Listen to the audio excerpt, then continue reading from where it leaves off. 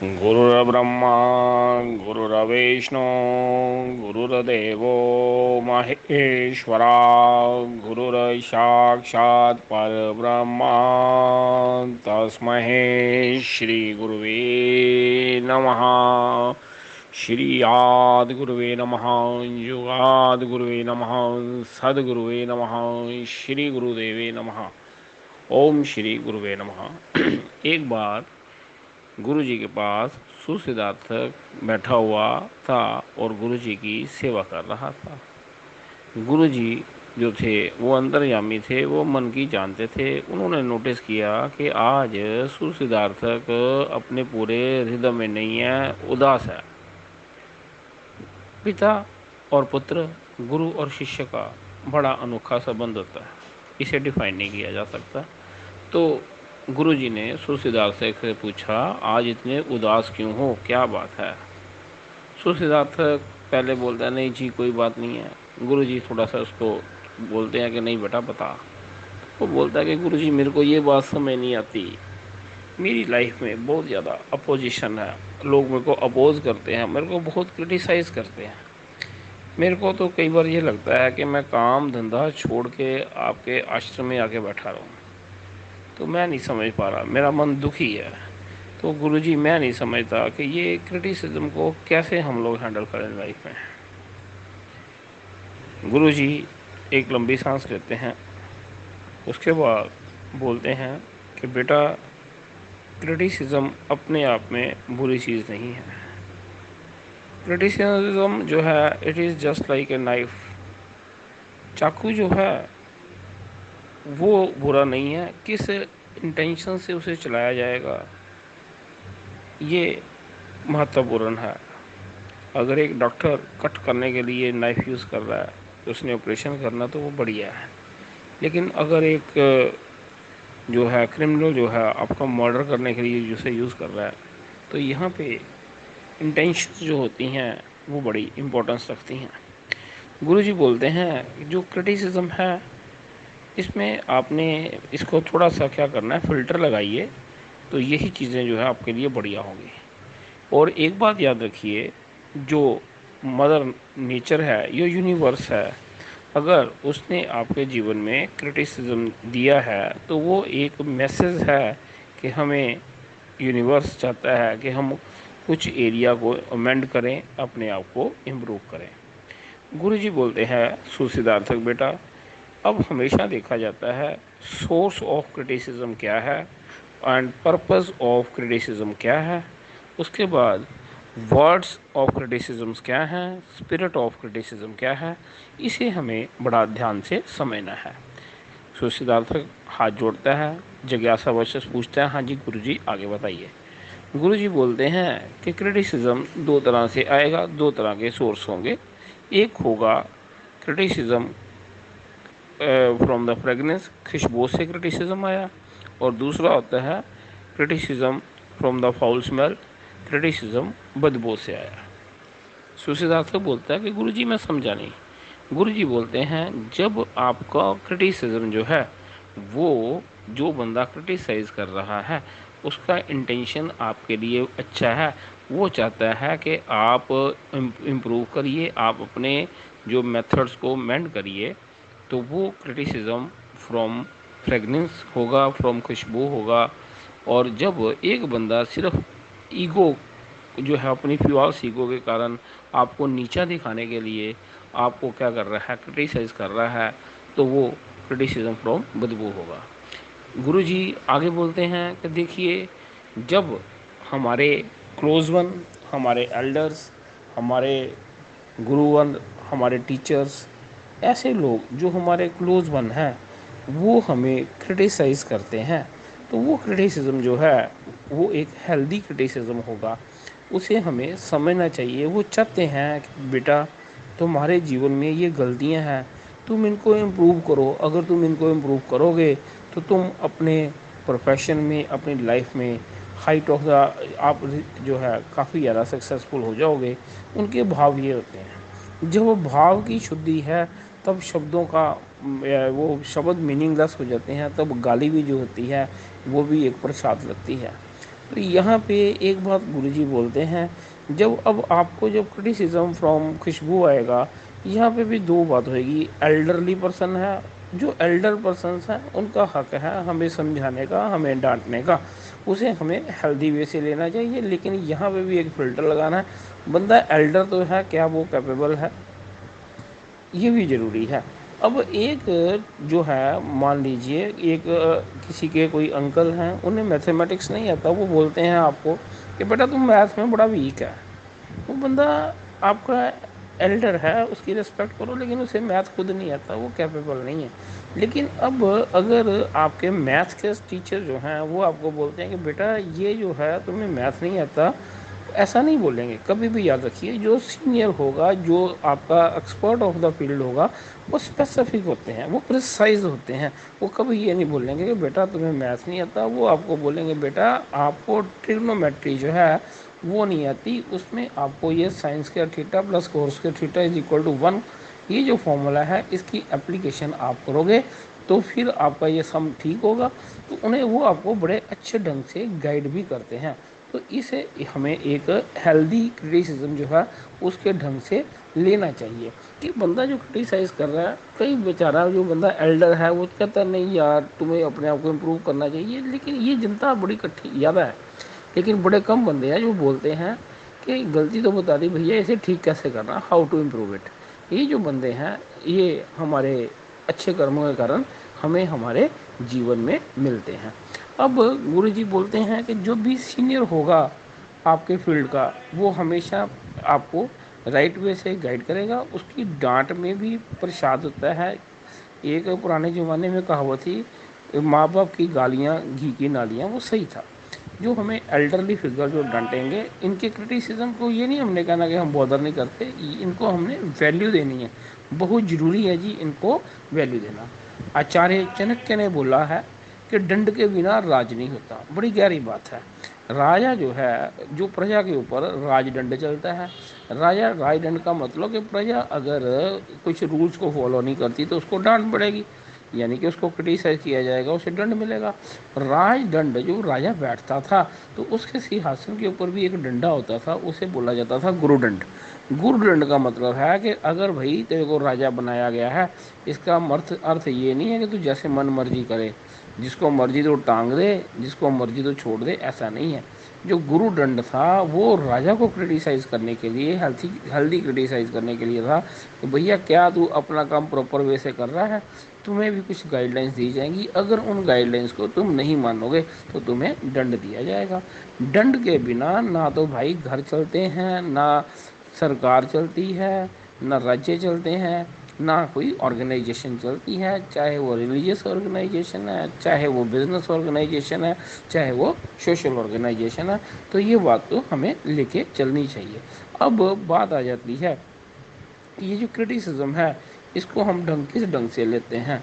जैसे क्रिकेट में एक ही बॉलर है, एक ही तरह की गुड लेंथ बॉल को डालता है, तो एक बैट्समैन उस पर विकेट दे देता है, दूसरा बैट्समैन जो होता है उसी बॉल पे सिक्स लगा देता है।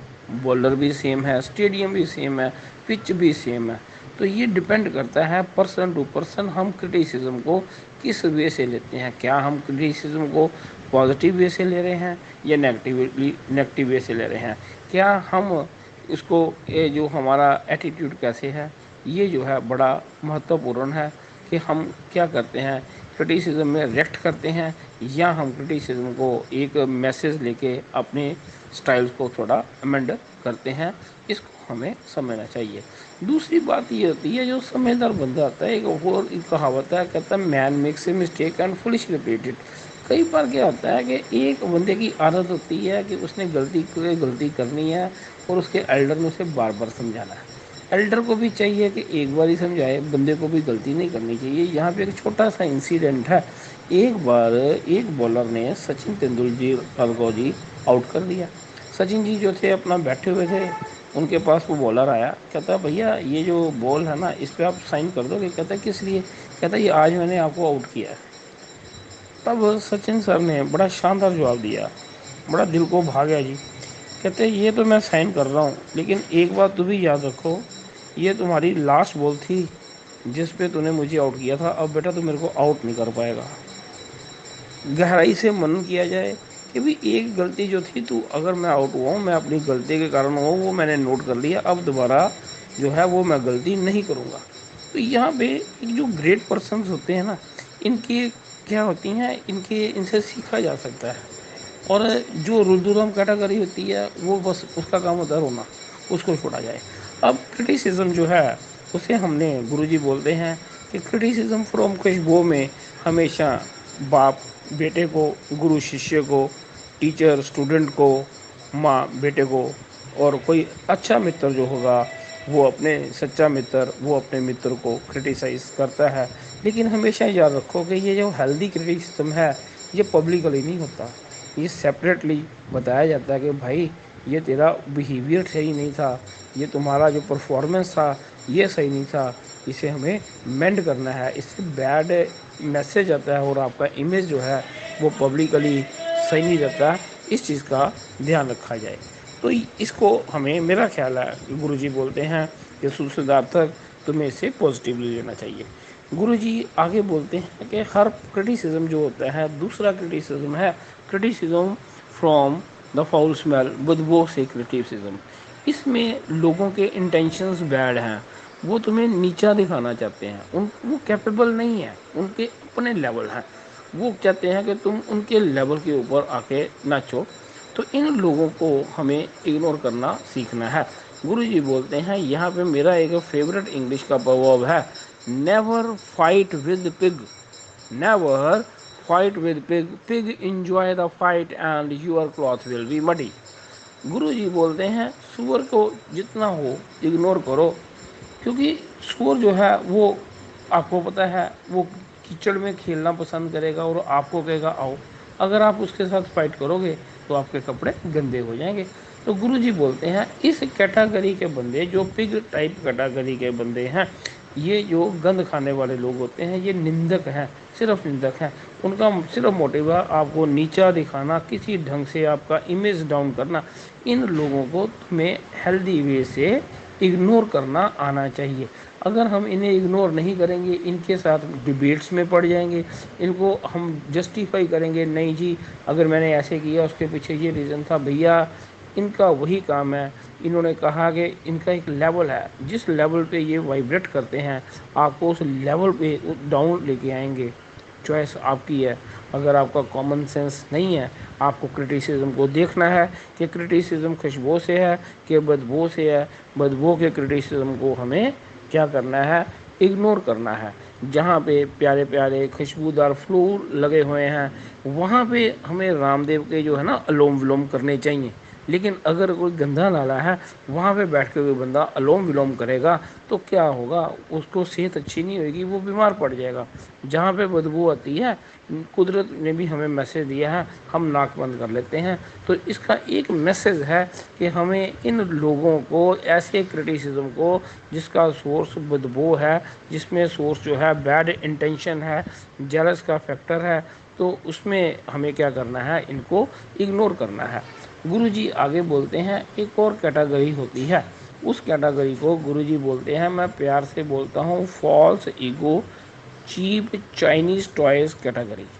ये false ego cheap Chinese toys category जो होते हैं, ये लोग जो हैं, इनकी गलत फहमी होती है, ये किसी फील्ड के एक्सपर्ट नहीं होते, लेकिन किसी भी फील्ड के एक्सपर्ट को नीचा दिखाने की ये कोशिश करते हैं।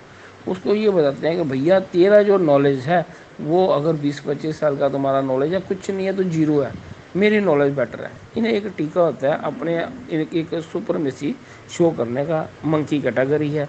तो इनको भी आपको इग्नोर करना है। मान लो कि अगर किसी को एस्ट्रोलॉजी नहीं आती, वो एक दो ब्लॉग पढ़ के, एक दो यूट्यूब पे कोई एक दो चैनल देख के, तो आपके सामने सुपरमेसी शुरू कर देगा कि जी ये ऐसे होता है। तो आपने पहले तो फ़िल्टर लगा लेना कि ये कौन सी कैटेगरी है। अगर तो आपको लगता है कि ये लर्नर है, लर्नर को आपकी ड्यूटी बनती है बीइंग सीनियर, आप उसको गाइड करो कि भैया अभी आपने एस्ट्रोलॉजी में क्या सीखा है। अगर वो आपके सामने एक, जैसे बच्चा आता है ना, ABC नई नई सीखी होती है, तो वो आगे थोड़ा बताएगा, तो आपको मालूम है कि इसे अप्रिसिएशन चाहिए, लेकिन उसे ये नहीं होता कि बेटा सिर्फ ABC नहीं होती, आगे ग्रामर भी है। तो अगर कोई आपसे क्रिटिसाइज वो कर रहा है, ये फॉल्स ईगो जो चाइनीज़ चीप टॉय है, तो उसको पहले ये बताओ कि बेटा एस्ट्रोलॉजी में अगर तेरे को BTR नहीं आती, बर्थ टाइम रेक्टिफिकेशंस नहीं आती, एंड कास्टिंग ऑफ इवेंट्स नहीं आती, तो भी बच्चा है। तो उसके साथ उसे आप गाइड करो। अगर वो खुदक रहा है, उसको उसका लेवल समझा दिया जाए। लेकिन एक वही रूल है, जब भी सीनियर या अथॉरिटी ऑफ द सब्जेक्ट किसी को क्रिटिसाइज़ करते हैं, तो वो उसका भाग्य खोल देते हैं, उसको रास्ता बता देते हैं कि भाई आप अपने इस वे को मेंड करो। तो इनको हमें क्या करना है, गुरुजी कहते हैं कि देखो, एक बात हमेशा याद रखना, गुरुजी कहते हैं, मैं तुम्हें एक छोटी सी कहानी बताता हूँ। इसमें क्या होता है कि एक मंदिर में पत्थर की मूर्ति, जो भगवान जी की मूर्ति बनी होती है, और नीचे वहाँ पे उसी पत्थर का फर्श पड़ा होता है। वो जो फर्श फर्श पड़ा पत्थर की जो टाइल है, वो मूर्ति को बोलती है, भाई तेरी तो किस्मत है, हम एक ही खान से पत्थर के रूप में आए, मैं टाइल बन गया और तेरे को इन्होंने मूर्ति बना दिया। लोग मुझे पैरों पे रोंद रहे हैं और तेरे आगे नतमस्तक हो रहे हैं, माथा टेक रहे हैं। उस मूर्ति ने हंस के जवाब दिया। तो उसने पत्थर ने बोला टाइल ने कि तेरी किस्मत है। कहते भैया किस्मत जो है ना, ये एक वर्ड है, ये एक इंटेलिजेंट बंदे की कैटेगरी डिक्शनरी में होता है कि मूर्खों की डिक्शनरी में की किस्मत वर्ड है। कहते भाई जब हमें खान में से निकाला गया था ना, तो तब क्या था, तुम्हें भी मूर्तिकार ने मूर्ति बनाने की कोशिश की, लेकिन तू क्या था, उसके हथौड़ी शहने को नहीं साध सका, टूट गया, तेरे को टाइल बना दिया। कहता मैं पत्थर था, लेकिन पत्थर पे कितनी बार मेरे पे हथौड़ी चली, कितनी बार शहने चले, कितना मुझे कष्ट हुआ, लेकिन क्या था, उन कष्ट को सह सह के, उस क्रिटिसिज्म को सह सह के एक पत्थर से मैं मूर्ति बन गया, और तू यहाँ पे एक टाइल बन गया। इसमें किस्मत की बात नहीं है, ये है तुम्हारी रेसिस्टेंस कितनी थी, तुम्हें तुम्हें क्रिटिसिज्म को किस वे से हैंडल करना था, वही बात है। हमें भी चाहिए कि जैसे गुरुजी बोलते हैं कि जैसे एक रॉ डायमंड होता है, और जो जो क्या है, इसको डायमंड को तराशने वाला है, उसे कितनी बार वो क्या करता है, जरक लगाता है, फ्रिक्शंस देता है। क्यों देता है? क्योंकि वो एक कोहिनूर बन जाए। तो हमें क्रिटिसिज्म को जब हमें मिलता है, अपोजिशन मिलती है, हमें पॉजिटिवली लेना चाहिए। एक और एग्जांपल देते हैं कि जैसे इंडिया के इस टाइम के प्रेजेंट के जो प्राइम मिनिस्टर हैं, इस वक्त की सरकारें होती हैं, पानी के बुलबुले हैं। लेकिन बात क्या थी, कहते हैं कि जैसे इस समय जो इंडिया के प्राइम मिनिस्टर हैं, उसे किसी टाइम पे नरेंद्र मोदी जी को किसी टाइम पे अमेरिका में वीज़ा देने से भी मना कर दिया था। आज वो कितना फ्रीक्वेंटली अमेरिका में आ जा रहे हैं, वहाँ में बड़े पॉपुलर हैं। सो टाइम टाइम की बात होती है।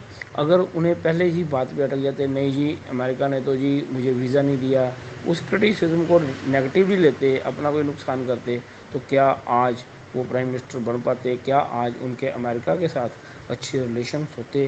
क्या आज अगर उनके अमेरिका के साथ अच्छे रिलेशंस ना होते, तो क्या वो चाइना के वो आप आंखें दिखा सकते थे विदाउट अमेरिकन सपोर्ट?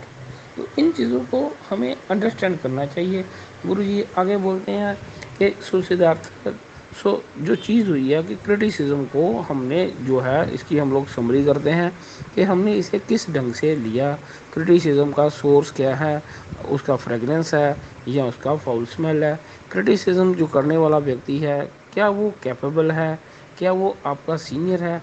सीनियर का क्रिटिसिज्म सिर माथे पे लेना है, लेकिन मंत्रा वही याद रखना है, मैन मेक्स ए मिस्टेक और फुलिश रिपीट इट। एक जनरल पब्लिक होती है, वो भी आप क्रिटिसाइज़ करती है। जनरल पब्लिक का मतलब उनका कोई स्पेसिफिक नॉलेज नहीं है, तो उनके लिए एक, आप अपने रास्ते पे जा रहे हो, जैसे हाथी चलते हैं, कुत्ते जो हैं वो भौंकते रहते हैं, लेट देम बार्क। तो इसमें वो बोलते हैं कि जिसको आपकी फील्ड का नहीं मालूम, जिसको आपका नहीं मालूम, आपका मेहनत नहीं मालूम, आपने किस लेवल की लेबर की है, आपका क्या प्रॉब्लम चल रहा है, तो ऐसे लोगों को आपको आदरपूर्वक इग्नोर करना चाहिए। एक बड़ा अच्छा शेर है, कहते हैं, गिरते हैं शाह सवार, गिरते हैं शाह सवार मैदाने जंग में, गिरते हैं शाह सवार मैदाने जंग में, वो तुल्फ क्या घिरे जो घुटनों के बल चले। बड़ा अच्छा शेर है कि जो शाह सवार होते हैं, जो घुड़सवार होते हैं, वही मैदान जंग में लड़ते हुए गिरते हैं, उनको चोटें लगती हैं, जो योद्धा होते हैं। वो तुल्फ क्या करे जो घुटनों के बल चले। जो बच्चा प्यारा सा अभी चलना नहीं सीखा, घुटनों के बल चल रहा है, वो थोड़ी करेगा। सो इतना बात याद रखिए कि अगर आपका क्रिटिसिज्म हो रहा है, अगर आपको प्रॉब्लम आ रही है, आप कहीं राइट ट्रैक पे जा रहे हो। और दूसरी जो होती है, उन लोगों को जो है वैल्यू देना बंद कर दीजिए जो बेचारे एमेच्योर हैं आपके फील्ड के। क्रिटिसिज्म भी एक प्रसाद है, एक कड़वी दवाई है। इसे आप लीजिए, आंवले की तरह कड़वी है। और एक बात याद रखिए, ये संसार गिरगट है। जो आज तुम्हारा क्रिटिक्स है वो कल तुम्हें अप्रिशिएट करेगा। जो आज तुम्हें अप्रिशिएट कर रहा है कल वो तुम्हारा क्रिटिक्स होगा। इसे आप चेक कर सकते हो। तो गुरुजी की बातें सुन के सुसिद्धार्थक थोड़ा सा रिलैक्स हुआ। तो सिद्धार्थक बोलता है चलो जी, सारा क्रिटिसिज्म तो मैं सह लेता हूँ जी, लेकिन मेरी बीवी। गुरु जी यहाँ पे हंसते हैं, कहते देखो, बीवी जो है परमात्मा ने एक अथॉरिटी बनाई है, एक ओहदेदार है। उसका काम है तुम्हारी गलतियाँ निकालना, उसकी बात का गुस्सा नहीं मानना। वो एक प्यार प्रेम की नोक झोंक होती है। आप साफ बहादुर होगे लोगों के सामने, बीवी के सामने सारी दुनिया जो है वो बहादुर है। गुरु जी बोलते हैं मैं तुम्हें छोटी सी एक बात बता के अपनी बात ख़त्म करूँगा।